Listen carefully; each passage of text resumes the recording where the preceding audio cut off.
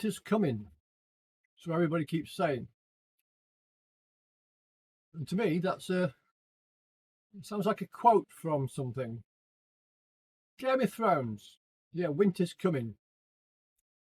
Well, Halloween's just round the corner.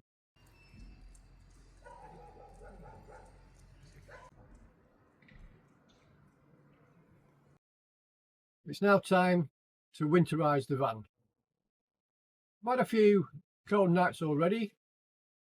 So one of the first things I've done, I've changed my bedding. I've gone from my summer cotton bedding and I put in my nice and snuggly teddy bear bedding.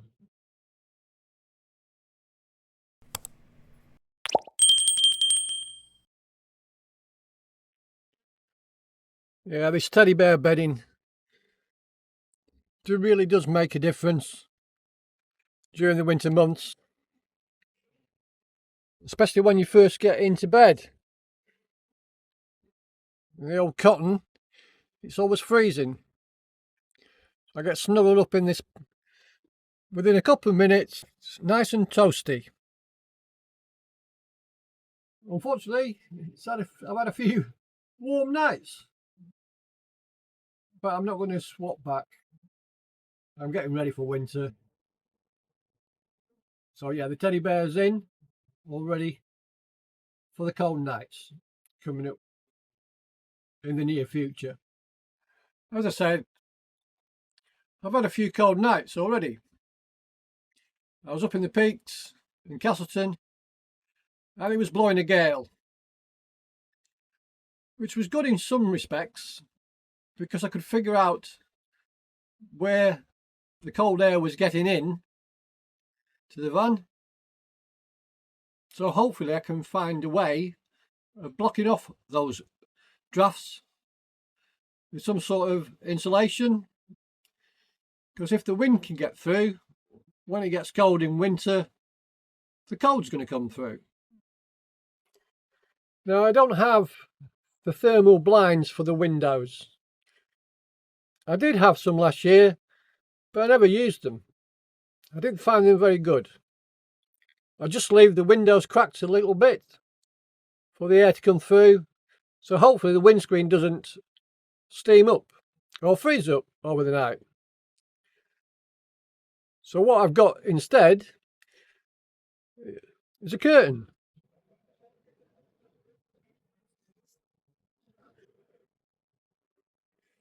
So this curtain blocks off the cab area from the rest of the van.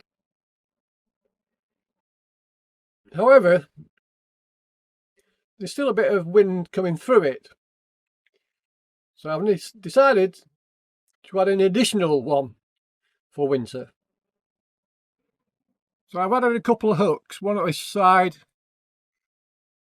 and one at this side. And let's put the additional thermal curtain up to see what it looks like.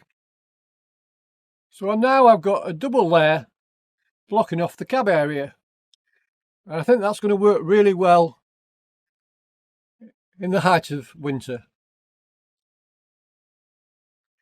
Plenty big enough, plenty long enough. Yes, that's going to really help on the stormy nights, the windy nights, the freezing nights. Now, one of the main areas for the cold coming through is also the windows, glass. It conducts the cold quite easily to the inside of the van. So I've made some blinds, or window blinds, just using some old insulation and a bit of stretch carpet. Let's have a look. So for this window, I put this one together. And as I say, it's just rather than buying one, I had some insulation left, cut it to shape so it fits the window, and covered it with some stretch carpet. Let's put it on the window. So there we go. It's a nice snug fit. It's a blackout blind as well as a winter blind. I've also done the same for my little universal windows in the rear, in my sleeping area, in my lounge area. Well, that's one in situ, actually covering the window. And this is one I made earlier for the other window. And there we go, that's in there. Now the problem I had last year, I was still getting a bit of cold coming through around the frame. So now I've come up with a new idea. Now I had some vinyl left from the ceiling. So I've cut a piece of vinyl out and I put some of that sticky stuff, Velcros, on there and Velcros on there, so that I can cover the whole area with another blind. That's, well, another blind. I'm going to call it a blind, but it's a windbreak. So that's now in place and it's actually covering the whole of the window frame and the window. So hopefully that'll stop any wind coming through the window. And I'll do the same on the window at the other side of the van. Now the next issue I've got is a bit of a wind when it's blowing quite strong, comes through the back doors. Now at the moment I've still got my summer curtain up across the back. I might keep the summer curtain up and think about putting another thermal curtain behind it, and that should block off any wind or cold coming through the rear doors. Another thing I've added in addition to keep me nice and warm and toasty when I'm in bed is another thermal curtain, which now hangs between my kitchen area and my bedroom area. So this actually blocks off the whole bedroom area once my bed's down. I think that will make an extra difference once I'm in bed. And like most van lifers, I've got a diesel heater. I've actually got a Truma diesel heating and hot water boiler. And yesterday I had it on full blast, blowing out all the cobwebs from the summer months. And it went right up to 24 degrees in about 4-6 minutes. And the van was very, very toasty. So yeah, that's working fine. I'll be glad of that on the really cold nights. The thing about diesel heaters though, it needs some sort of ventilation. So I've got the windows, the front windows in the cab cracked open for a bit of ventilation.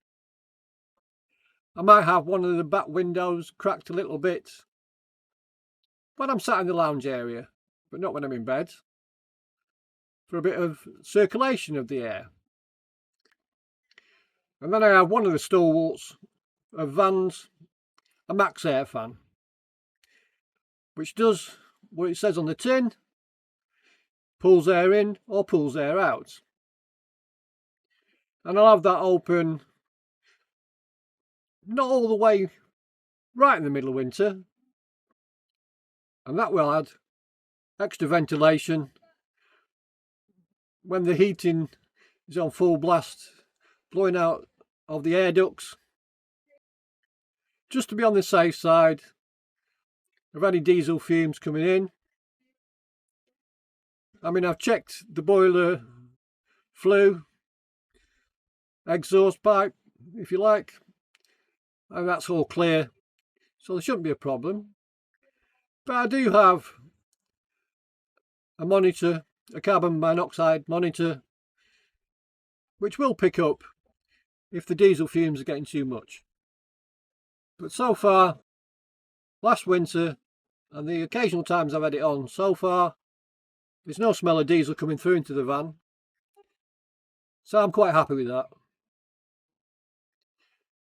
I don't know how anyone would be able to cope without some sort of heating in the winter in a van.